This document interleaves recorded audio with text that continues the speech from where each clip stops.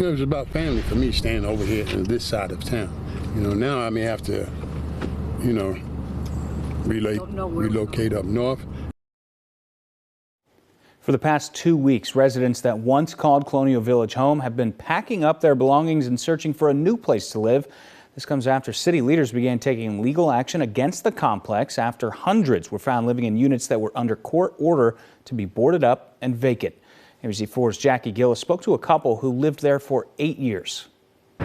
Come tomorrow morning, this 508-unit apartment complex will be empty. I spoke with a couple who tells me that they don't know what's next, but they're trying to stay as positive as they can heading into 2024. Started out nice, and then over the 8 years, it gradually went down. Hazan and Tammy spent nearly a decade here in the Colonial Village. They're just two of the many residents that spent the holidays wondering where they're going to live next. I just went and paid my rent at the beginning of the month. Then like 5 days later, I opened my door and there's a thing on my door saying we got to be out by the 31st. The city just shut everything down.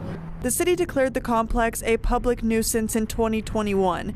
Various units had bed bugs, water damage, broken windows, and rotting doors. Police responded to over 700 calls in the 18 months leading up to August of 2021.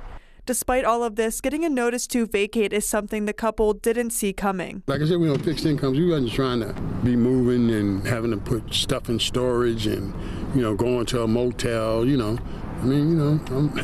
I ain't no spring chicken no more, and she ain't either. So, it was stressful. It was stressful, real stressful. They told me all they really wished they had more of was time.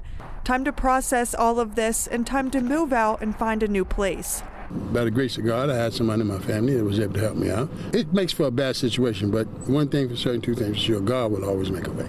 This move hasn't been easy on them physically or financially, but for the time being, they're all set up in a hotel with their dog. And hopefully the next 3 months, we'll be able to just put away the money and find a place that's reasonable.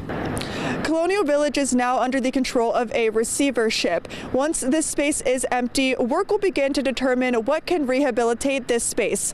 Local for you in Columbus, I'm Jackie Gillis, NBC4.